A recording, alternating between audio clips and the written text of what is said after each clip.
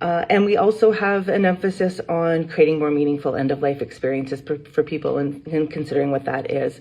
So it's not as though doulas are just replacements for services that already exist within the community. They are operating, moving, performing tasks that, yes, touch on other roles within the system, but also bring a unique disposition to the way that the work is undertaken. So when we start to talk about gaps, those are some of the considerations. So how is it that doulas have come to be in those spaces now? And what is it that doulas are doing within those spaces that are shaped by those who hold positional power? And so I'm going to read to you a quote that's from a palliative care physician, one that I found particularly striking when I was doing the analysis of their data. And so this is in response to the question or the conversation around, like, how do you think that doulas could come to do this work? Or how do you think that it might be received?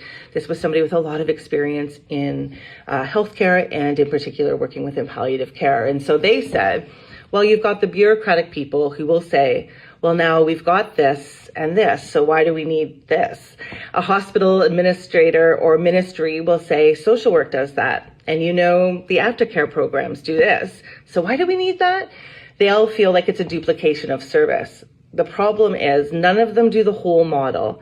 We do a little piece of this, but we don't do it all together or that well necessarily, especially bereavement.